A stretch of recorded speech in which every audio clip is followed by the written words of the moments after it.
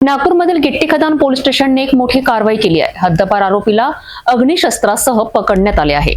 तपास पथकाने केलेली ही कारवाई नागपूर शहरात चर्चेचा विषय बनली आहे। गिट्टी खदान पोलिसांनी 30 जानेवारी रोजी रात्री 11 वाजता पेट्रोलिंग करत असताना एक हद्दपार आरोपी पकडलाय।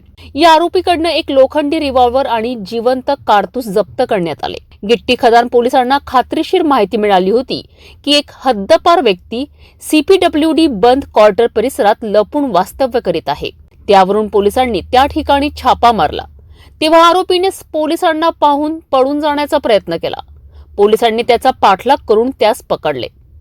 पकडलेल्या आरोपीचे नाव मनीष उर्फ लकी गुरु पिल्ले, वय 25 वर्ष, राहणार पंचशील नगर, नागपूर असे सांगितले आहे। आरोपीची अंगझडती घेतल्यावर त्याच्याजवळ लोखंडी देशी बनावटीची रिव्हॉल्वर आणि एक जिवंत कारतूस सापडले। या मुद्देमालाची किंमत अंदाजे 25,500 रुपये आहे। आरोपीचा अभिलेख तपासल्यानंतर समोर आले आहे की त्याला 19 सप्टेंबर 2024 पासून नागपूर शहर आणि ग्रामीण हद्दीपासून हद्दपार करण्यात आले आहे। आरोपीने विनापरवाना अग्निशस्त्र बाळगल्याने गिट्टी खदान पोलीस ठाण्यात त्याच्या विरोधात कलम 325 भादवी सह कलम 135 142 पोलीस कायद्यान्वये गुन्हा दाखल केला आहे।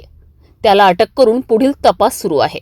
आरोपीचं नाव मनीष उर्फ लक्की गुरु पिल्ले हा आरोपी आहे। हा 1 वर्षापासून त्याला तडीपार केलं होतं। हा बॉडी ऑफेंडर आहे, म्हणजे याच्यावर शरीराविरुद्धचे गुन्हे आहेत।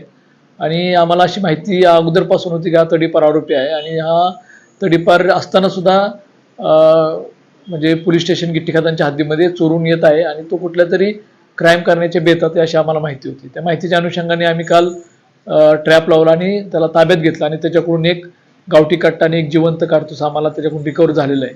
त्याच्या अनुषंगाने आम्ही त्याच्यावर आर्म्स ॲक्ट आणि मुंबई पोलीस कायदा याच्या अनुषंगाने आम्ही त्यांच्यावर गुन्हा दाखल करण्यात आले। तो सध्या आमच्या ताब्यात आहे आणि तडीपारीचा भंग केल्याचा तो सुद्धा आम्ही त्याच्यावर एक गुन्हा दाखल केलेला आहे।